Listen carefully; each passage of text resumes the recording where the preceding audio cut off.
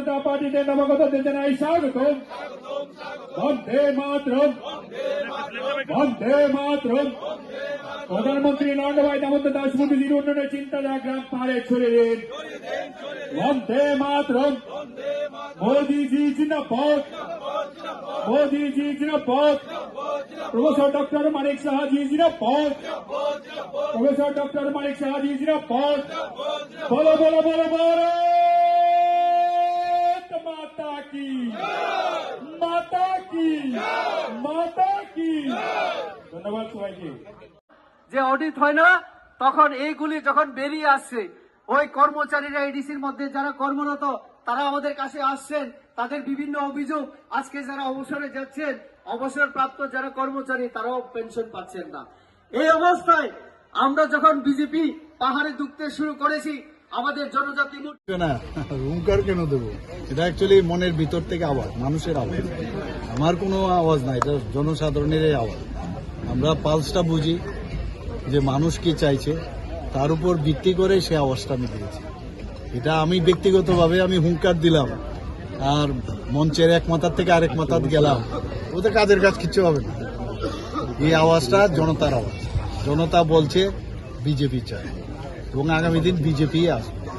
সমস্ত বড় বড় রাজ্যগুলো চলে আসছে, আপনারা দেখেছেন আপনার কেরালার মতো জায়গায় ত্রিবান্ধপুরমে এবার যে সেখানের মিউনিসিপাল কমিশন, সেখানে পর্যন্ত ভারতীয় জনতা পার্টি বহু মাত্রাতে জিতেছে।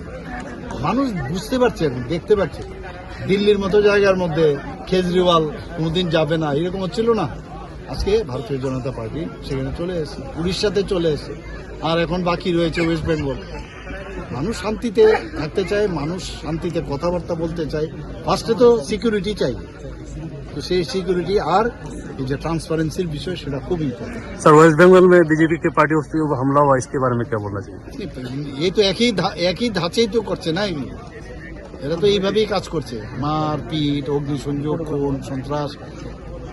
আমাদের বলুন তো, আমরা কালকে যদি আমরা বলি যে তোমরাও করো, মাঝে সাঝে এক দুটো হয়, হলে সাথে সাথে অ্যাকশন নিই আমরা তো এইগুলো তো বরদাস্ত করি না। তো কি করবে, ওদেরকে অত্যাচার করে। আমি তো অনেক সময় দেখি বলে যে আমাদেরকে মেরেছে, বললাম ঠিক আছে, আমাদেরকে মেরেছে, আমরা আমাদের মতো করে কাজ করব। কিন্তু আমরা ওরা যেটা করেছে আমরা যদি সেটাই করি তাহলে পার্টি উইথ ডিফারেন্স আমরা কি করে বুঝাবো মানুষ? আমরা ওদের মতো চলতে চাই না, আমরা আমাদের মতো চলবো, আমাকে আমার মতো থাকতে দাও। কাজের জন্য আমরা টাকা পাঠাই, সেই টাকার হিসাব তারা দিতে পারছে না। অনিয়ম হচ্ছে এডিসির মধ্যে সব ক্ষেত্রে। স্মোক হাউসের জন্য